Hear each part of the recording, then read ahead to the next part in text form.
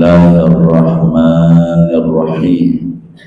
Alhamdulillahi Rabbil alamin. Wassalatu wassalamu ala sayyidil awwalin wal akhirin, sayyidina wa maulana Muhammadin wa ala alihi wa sahbihi ajma'in.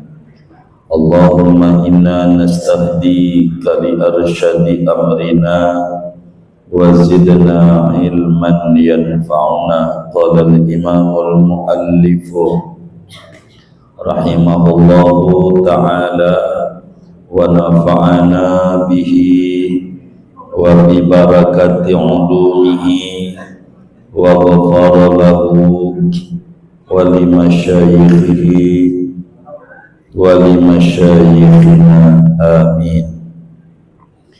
Kitabut Thaharati, adapun ini yaitu kitab menerangkan hukum-hukum bersuci. Al-miyahul lati yajuzu bihat tathiru sab'u miyahin, adapun air yang diperbolehkan dengan air itu oleh bersuci, yaitu ada 7 air.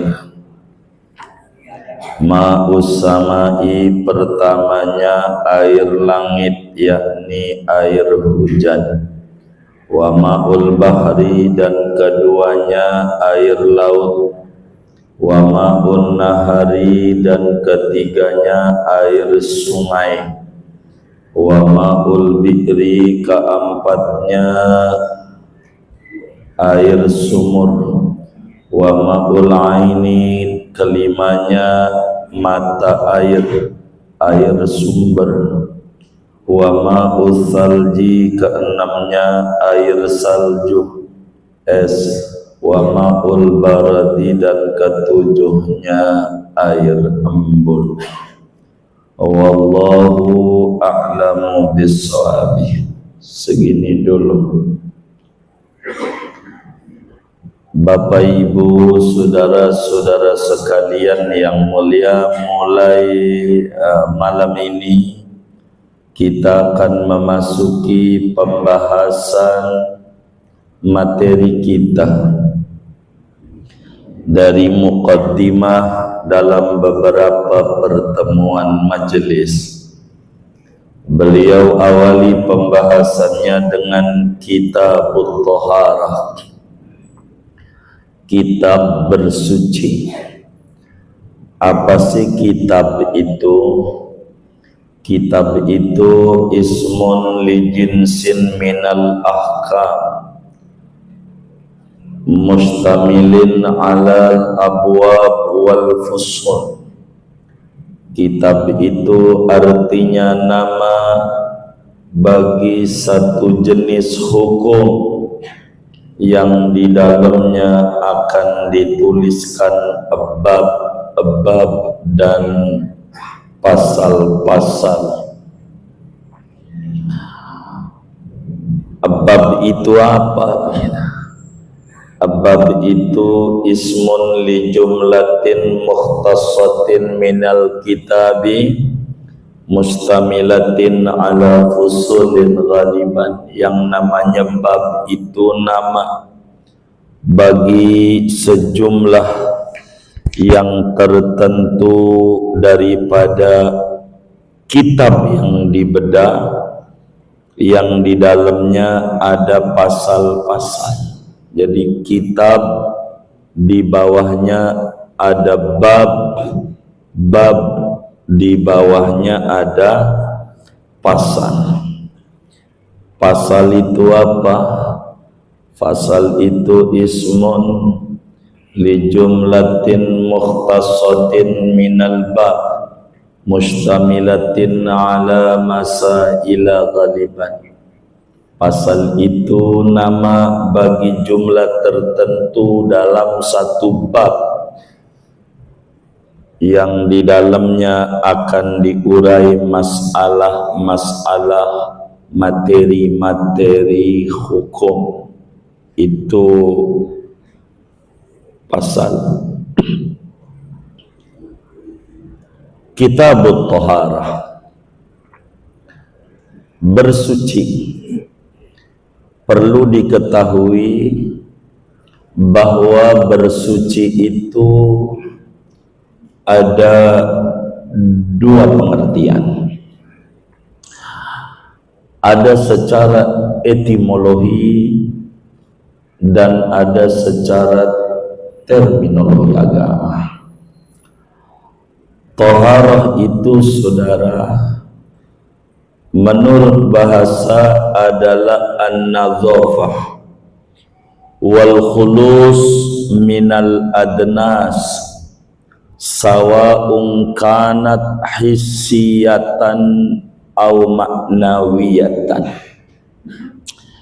Yang namanya thaharah itu menurut bahasa artinya kebersihan dan melepaskan diri dari kotoran, baik kotoran fisik yang nampak dengan indera maupun kotoran non fisik yakni non indrawi. Itu juga thaharah, ngebuang sombong, ngebuang ria. Ria itu kotoran, sombong, dengki, kotoran. Itu kudu dibuang. Thaharah juga dalam bahasa Arab begitu. Jadi ada najis zahir, ada najis batin.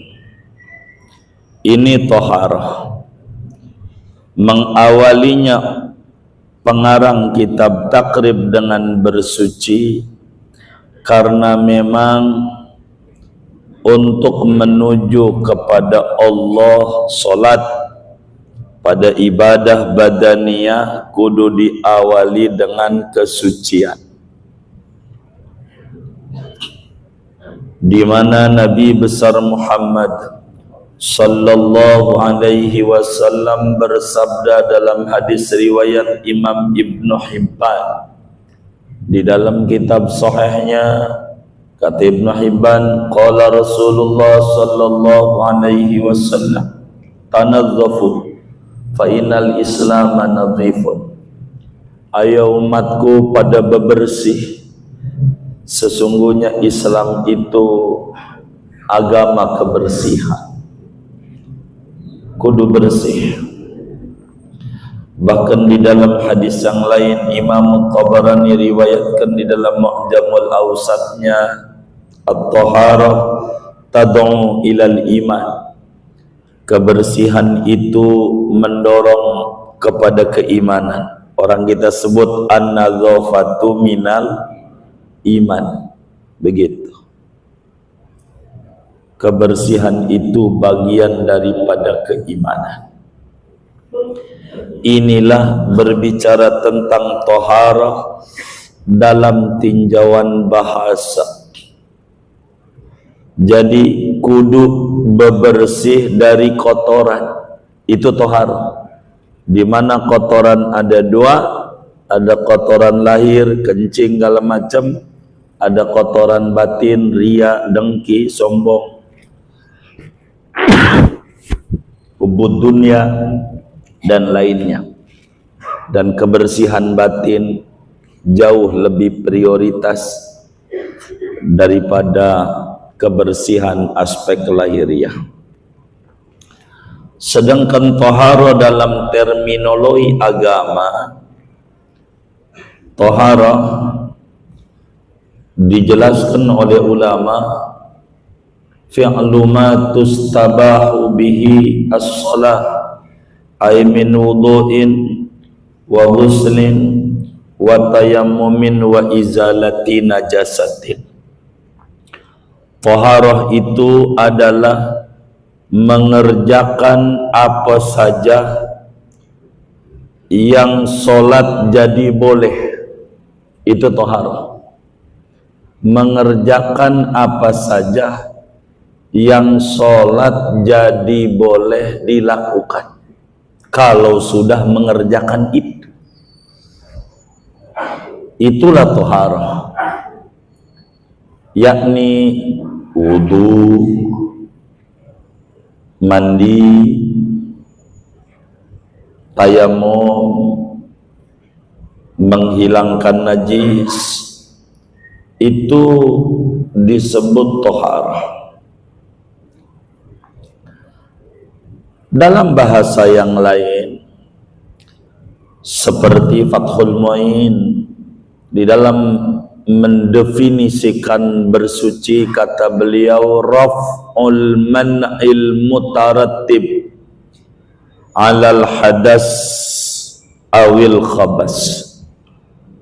Artinya bersuci itu menghilangkan pencegah yang ditimbulkan gegara hadas, gegara najis.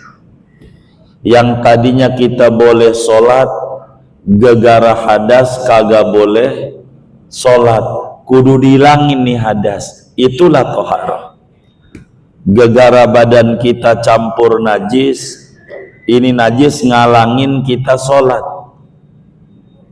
dihilangin nih. Sholat kita kagak boleh gegara ada najis, dihilangin. Itu bahasa Arabnya namanya toharah, namanya toharah, namanya toharah. Nah, berbicara toharah secara umum, seperti apa yang dijelaskan oleh Imam Ghazali di dalam Ihya, bersuci itu, saudara, ada 4 macam. Itu bersuci. Ada 4 macam bersuci. Yang pertama, bersuci daripada hadas dan najis lahir, najis indrawi.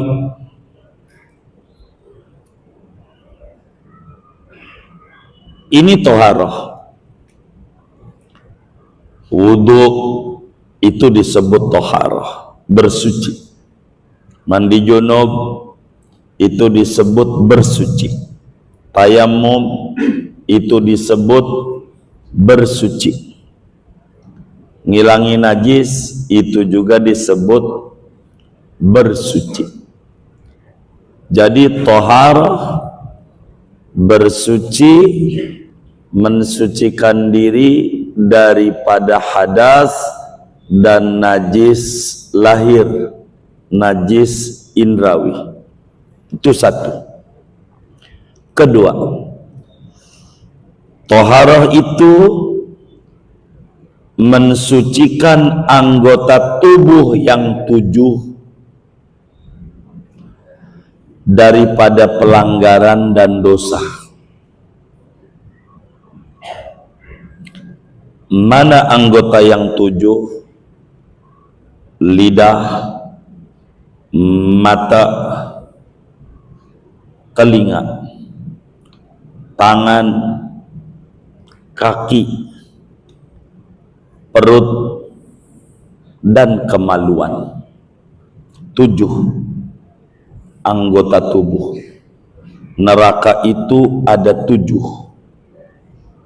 Kalau jaga anggota 7, dia nutup 7 pintu neraka. Bersihkan anggota yang 7 ini dari segala pelanggaran agama dan segala dosa. Tangan, jangan ngambil barang yang bukan haknya. Kaki, jangan jalan menuju kepada tempat-tempat yang haram. Jaipongan aja 5 kilo, mau aja tuh kaki jalan. Ke masjid aja, cuman 100 meter dari rumahnya, orang nyampe-nyampe tuh kaki. Ada nggak yang kayak begitu tuh? Yang mana orangnya?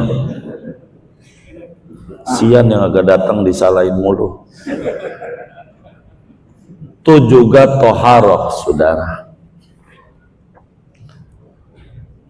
Perut jangan diisi dengan yang haram, itu toharoh.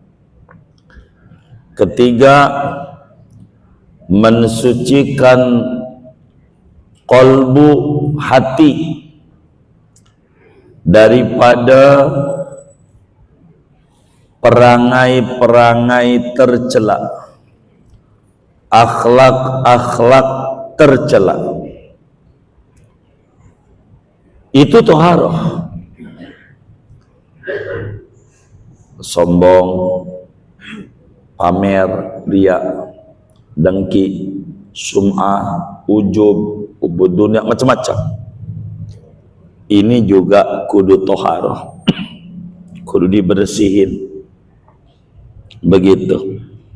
Riya ini kudu dibersihin dari hati. Yang keempat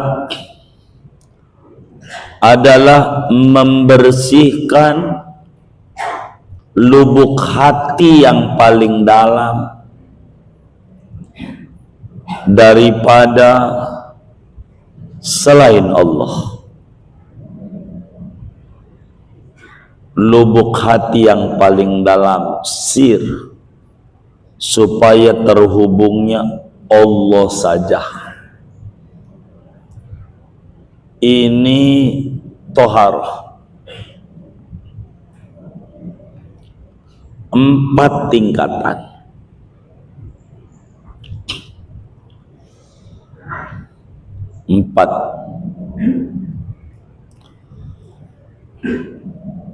Perlu diketahui, orang tidak bisa naik ke tingkat keempat sebelum dia melampaui tingkat 3. Orang tidak bisa masuk ke tingkat 3 sebelum dia melampaui tingkat 2. Orang tidak bisa masuk ke tingkat 2 kalau dia tidak memulai dengan tingkat dasar. Enggak bisa.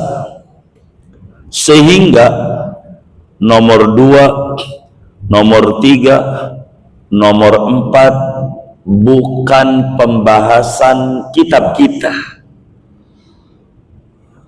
Yang kita mau bedah hanya pada poin tingkat dasar. Dan kitab yang kita bedah ini namanya fikih tingkat dasar, yaitu membersihkan diri daripada hadas dan najis lahir. Ini namanya ngaji tingkat dasar. Yang ngaji ini tingkatan SD dasar. Jadi yang sudah SMP, apalagi udah ngajarnya man, yang tingkatnya SMA begitu boleh pulang duluan. Emang ini mengajinya tingkat dasar. Namun saudara, bila ini aja kita nggak paham, enggak ngerti, maka tidak ada kata yang bisa diucap selain dasar. Masa yang dasar aja gak ngerti juga? Kita masih tingkatan dasar. Begitu. Boleh guru kita pulang duluan. Tingkat dasar. 2, 3, 4 paparannya adalah dunia sufistik, dunia sufi, tasawuf, ini fikih, ilmu syariat. 2, 3, 4 ilmu tarekat, bagiannya dan bukan bagian kita.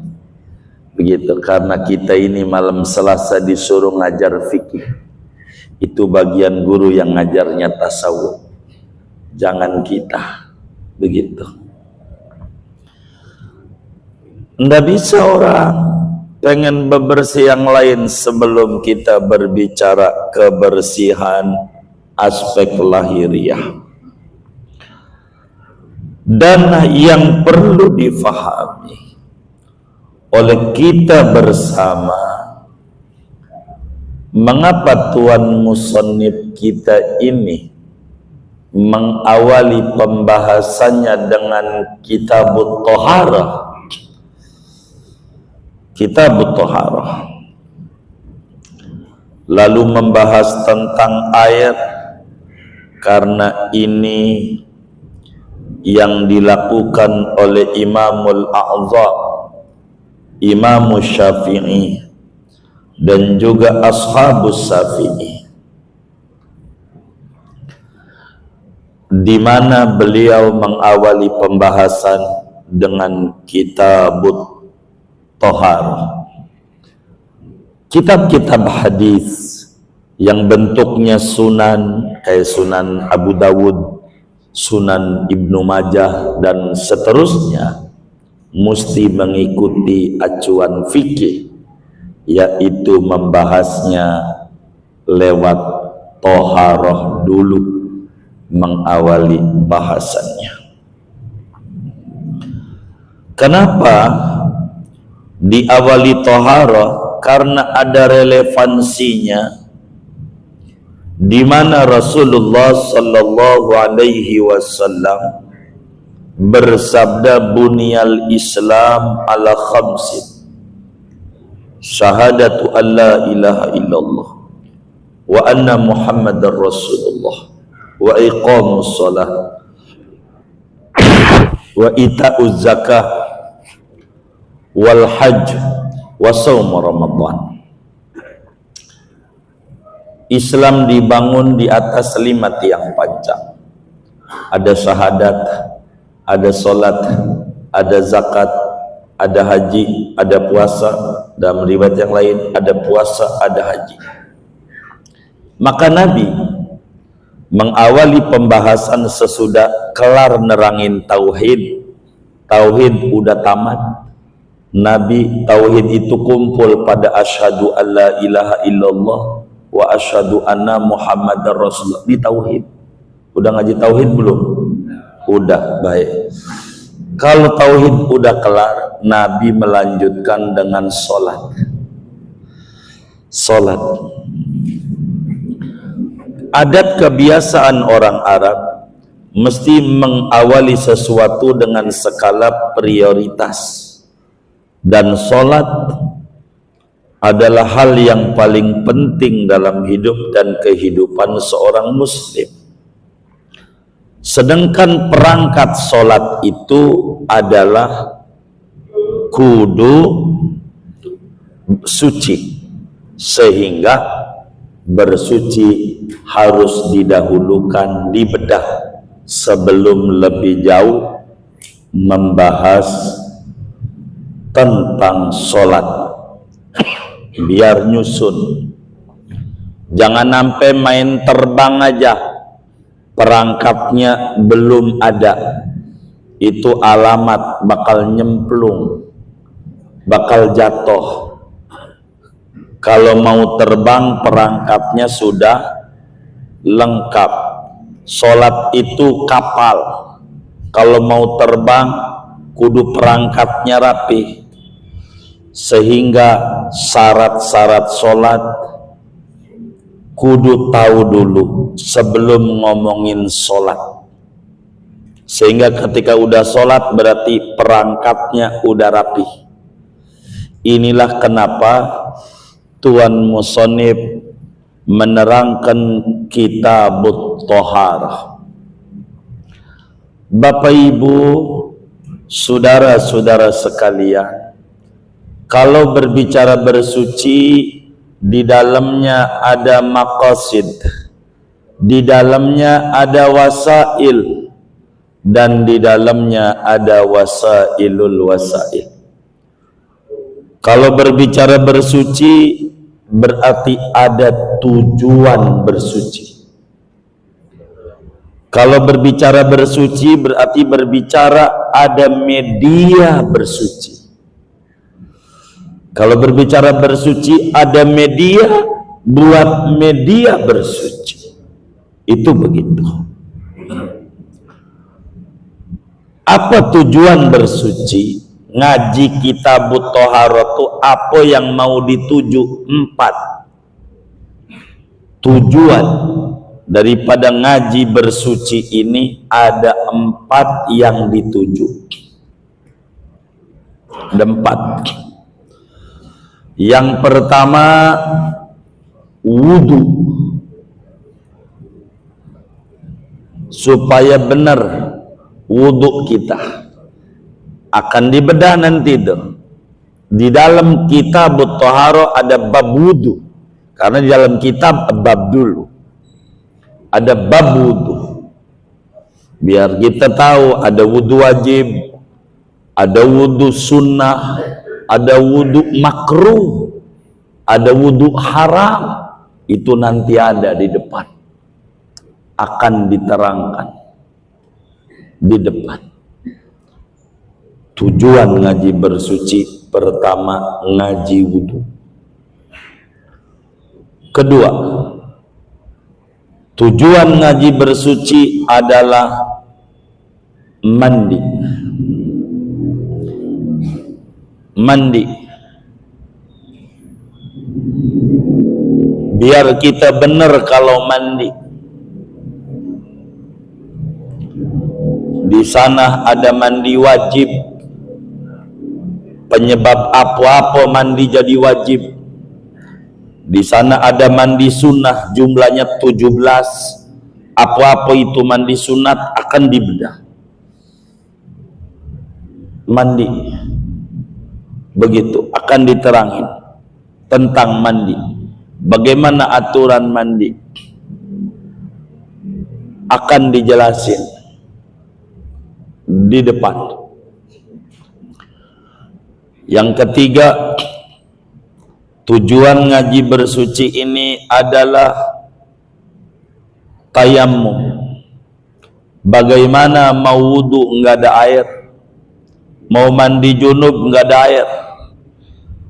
Begitu, mana habis bersetubuh sama bini, air kagak ada, apa kudu guling-guling lapangan bola?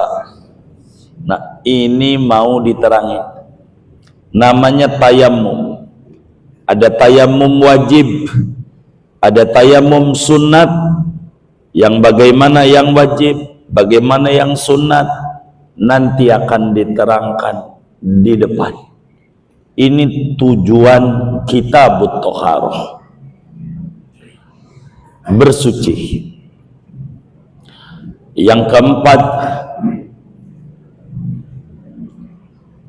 tujuan bersuci itu adalah izalatun najasah, ngilangi najis.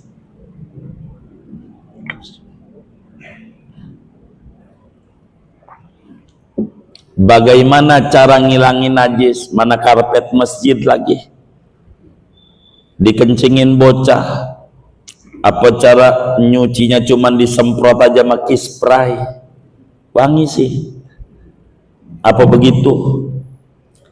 Lalu kemudian dikeringin, udah kering dipakai sholat. Siapa yang mau tanggung jawab? Merbot apa pengurus tuh?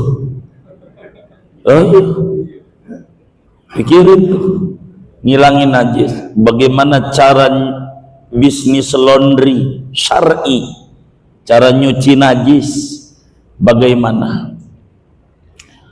Ada najis itu namanya mukhaffafah, ada najis namanya mughallazah, ada najis mutawassithah, ringan, berat, tidak ringan, tidak berat. Bagaimana cara bersihinnya? Unsurnya apa-apa supaya sholat kita ini sah. Jangan sampai kita gugat Tuhan, Tuhan gua udah sholat duha udah saban hari, udah sebulan nih warung gua kagak maju-maju. Dijawab oleh tetangganya, bukan oleh Tuhan, tetangganya. Gimana mau maju dari pinggir jalan? Lu maju lagi di jalan ditabrak orang gitu. Nggak gugat Allah mulu. Bener nggak kita sholatnya? Cara nyuci najisnya bener nggak? Baju kita dicuci, dicampur dengan ompol anak kita pada bak yang kecil. Begitukah cara nyucinya?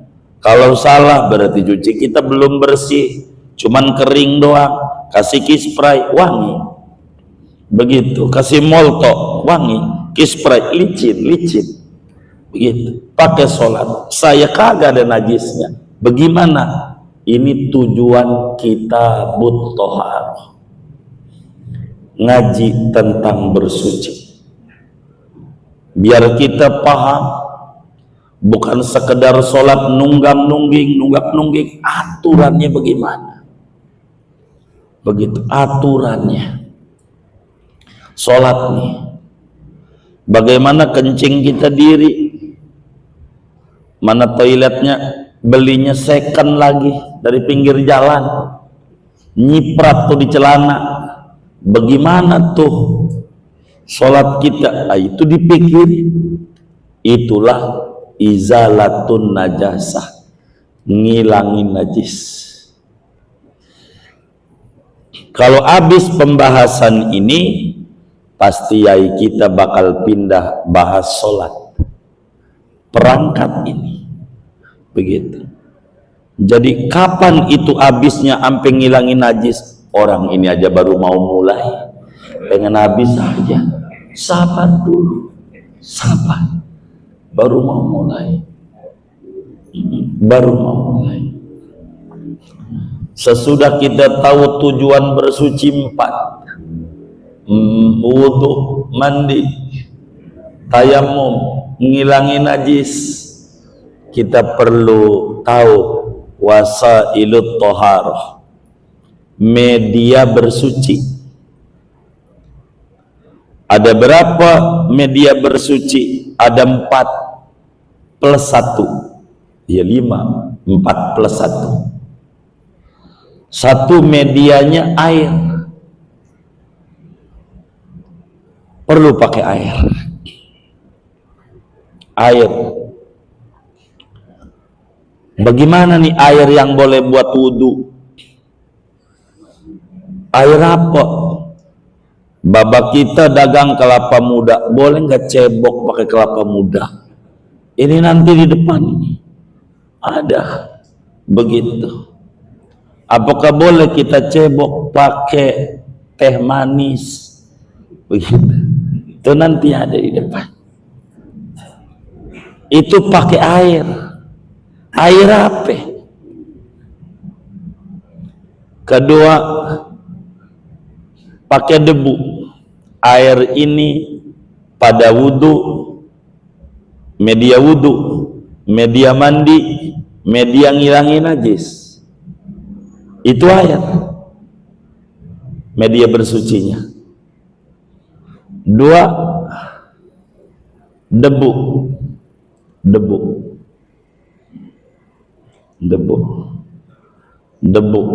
Untuk apa ini debu? Tayamum, ngilangin najis mughalladah. Ini perlu media ini, tanah. Medianya tanah. Kudu ada medianya. Namanya disebut media bersuci, saudara. Medianya. Kemudian apa lagi? Dabag, menyamak. Bagaimana kulit bangkai biar bersih dan boleh dipakai bikin jaket segala macam. Ini media menyamak, tar di depan. Termasuk istihalah, perubahan sifat. Bagaimana arak yang berubah jadi cuka, prosesnya yang bagaimana suci, bagaimana najis, di depan akan dibedah muanya. Harus sampaikan kerangka yang yai kita mau terangin satu demi satu. Mana lagi? Batu. Itu media bersuci. Untuk apa? untuk cebok, termasuk di dalamnya tisu. Itu namanya media bersuci. Begitu. Media. Yang kadang kita salah mengartikan batu, tapi karena yakin manjur. Kata enyak kita sama baba, tong, lo kalau mau bepergian tuh ngantongin batu, takut pengen begitu. Karena kita yakin, maka ngantongin batu kagak pengen itu karena keyakinan kita, walaupun salah ajaran. Padahal baba kita menyakita, lu ngantongin batu toh, karena di jalan bisa aja enggak ada air, lu cebok bisa pakai batu, maksudnya begitu. Bukan biar kagak kencing kagak cuman karena kita muantep megang omongan baba menyak nih, beneran ya, pas ngantongin batu kagak pengen kencing, bukan anti kencing. Kalau lo kencing nggak ada air, ceboknya pakai batu. Atau air mau ada tapi air radiator, mau cebok pakai itu, melepuh gitu. Ini namanya wasailut thaharah, media menuju fungsi bersuci. Dan ada wasailul wasail, media untuk media bersuci. Itulah ngomongin wadah-wadah. Boleh nggak kita makan pakai piring dari jamrud? Begitu, kan orang kaya. Begitu. Boleh nggak wudhu pakai ember emas? Kalau kita orang kaya. Begitu. Nah, air itu media bersuci. Air ini kudu ada tempatnya. Tempat itu namanya wadah, perabotan, kelontongan. Perabotan ini pun akan dibedah oleh yai kita. Di depan ngomongin tentang wadah-wadah, perabotan bersuci. Namanya wasailul wasail. Oleh karena tujuan utama kita adalah sholat sebagai tiang pancang agama, begitu. As-sholatu imaduddin. Tapi yang bukan imaduddin yang ngono, bukan. As-sholatu imaduddin. Ini sholat ini ada perangkatnya. Karena ini penting sholat ini, perangkatnya diantaranya orang sholat kudu wudu. Bener nggak? Bener nggak? Wudu itu kudu pakai air. Maka Tuan Musonib kita mengawali pembahasannya tentang air. Kata yai kita,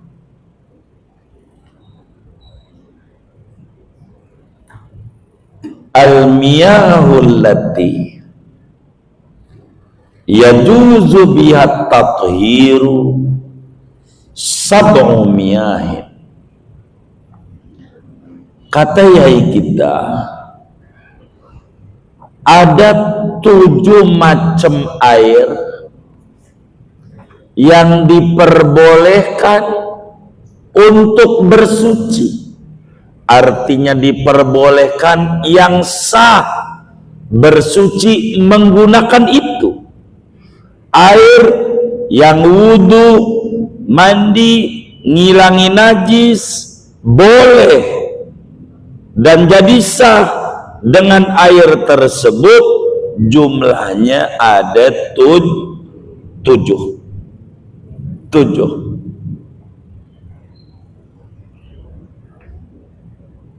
Sehingga tujuan musannif dengan kalimat ini, bersuci tidak diperkenankan oleh agama dengan menggunakan benda cair selain yang 7 ini. Pakai minyak karena dia habis dapetin minyak yang nebusnya 1000 kemarin. Oh 5.000. Oh 5.000. Oh dapat nih kayaknya nih, dapat, tandanya tahu. Dapat.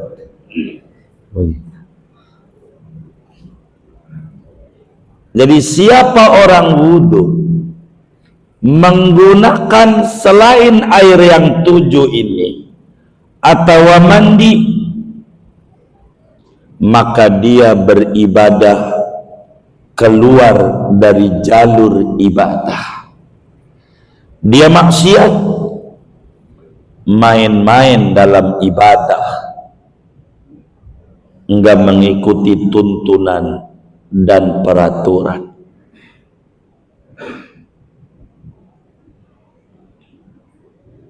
Apakah 7 ini harga mati maksudnya? Bukan.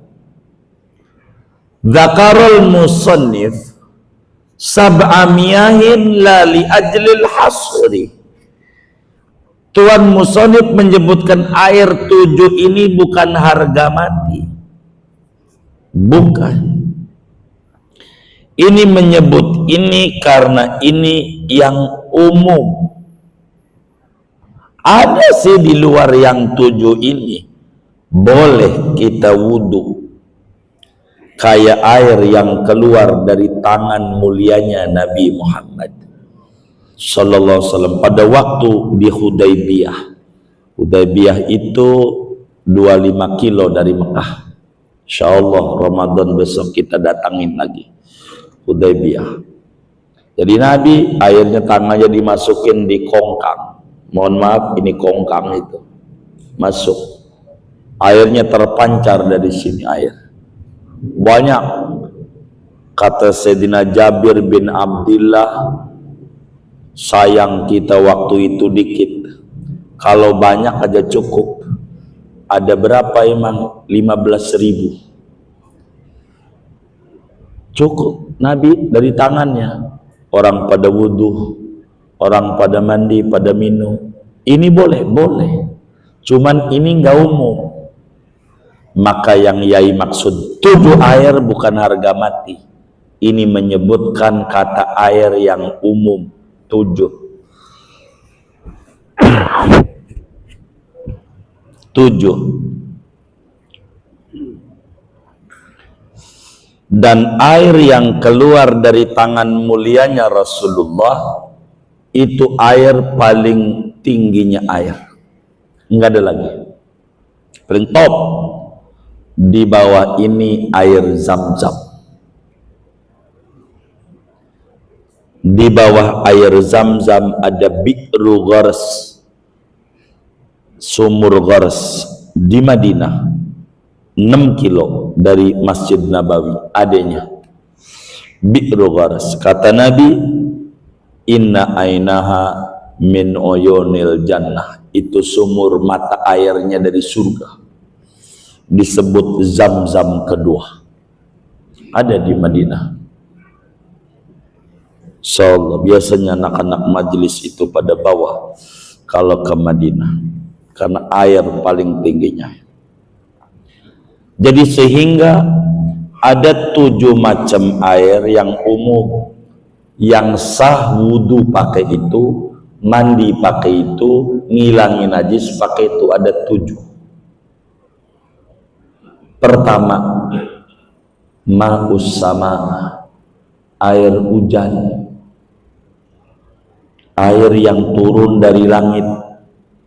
Di dalam surat Anfal Allah jelaskan, wa yunazzilu alaikum minas samaa'i ma'a liyutahhirakum. Allah turunkan dari langit air untuk Anda bersuci. Allah sucikan. Anda dengan air itu, air hujan. Air hujan. Air hujan. Yang kedua, ma'ul bahri, air laut.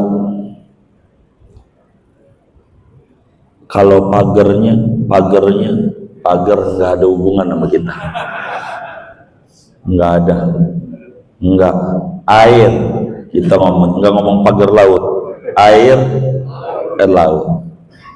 Waktu Nabi ditanya oleh sahabat, seperti hadisnya di Sunan Tirmidzi, karena sahabat itu ada yang nelayan, ada yang nyeberang lautan. Kalau udah nelayan berbulan-bulan di laut, dia bilang, ya Sayyidi ya Rasulullah, inna narkabul bahra wa nahmilu ma'anal qalil minal ma' fa in tawaddahna bihi atishna afana tawaddahu bima'il bahri. Nabi, kami ini mengarungi lautan, perbekalan air kami sedikit.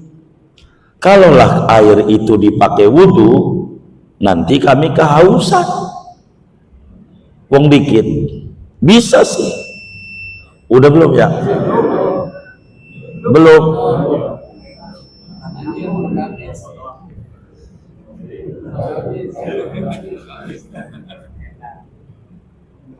Apakah saya boleh wudhu pakai air laut? Kata Nabi Yuna Muhammad sallallahu alaihi wasallam, huwa tahuru ma'uhu al-hilu maitatuh. Laut itu airnya suci mensucikan. Ente wudhu boleh, mandi junub boleh, karena rumahnya pinggir laut, blus jadi boleh, cebok juga boleh, elah boleh, lagi halal bangkainya kata Nabi. Yang ketiga, wa ma'un nahari, air sungai, sungai Ciujung, sungai Cisadane, sungai Ciliwung, air sungai,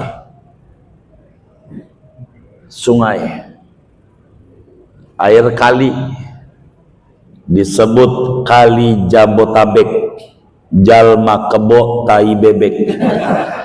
Itu kumpul di situ, orang mandi di situ, di situ, bebek juga di situ juga, gitu. Enggak apa-apa, air kali, mandi, wudhu, air sungai Bengawan Solo, begitu. Boleh, ijma bahwa air sungai suci mensucikan. Ketika peristiwa Isra Mi'raj, Rasulullah sallallahu alaihi wasallam menjelaskan di surga ada 2 sungai.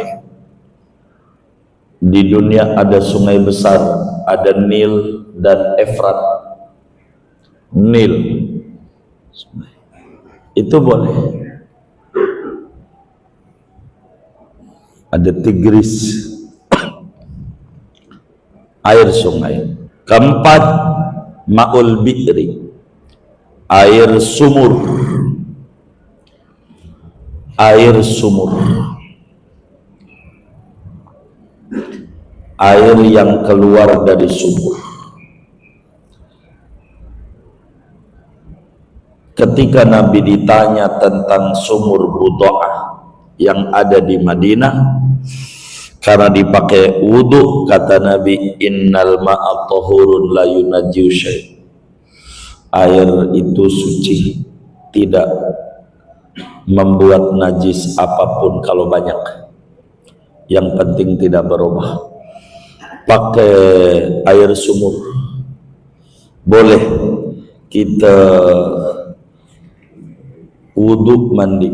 Wa ma'ul aini, kelimanya mata air, mata air boleh.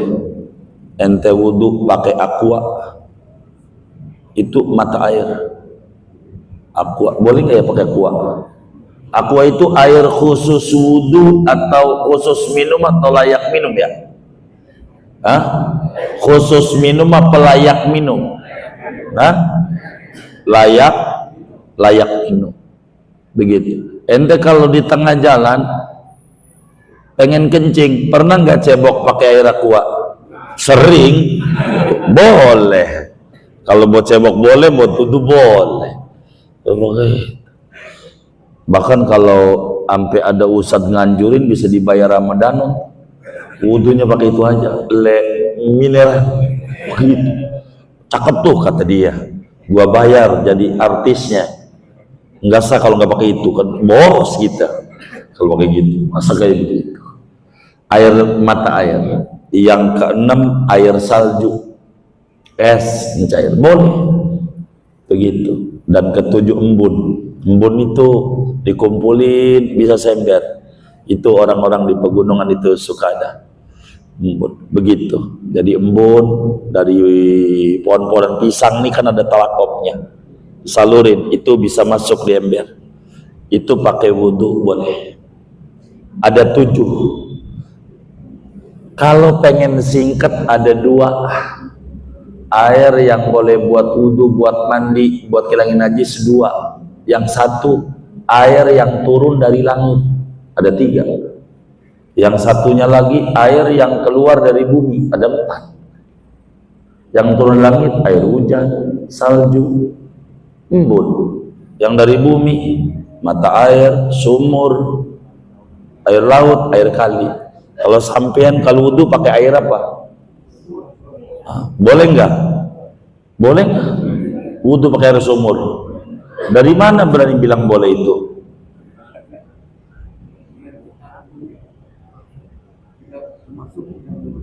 Hah? Barusan ngaji. Barusan tuh udah dibilangin sama ya. Dah. Boleh Bang Haji Wahab, boleh. Udah segini aja. Boleh Bang Haji Wahab.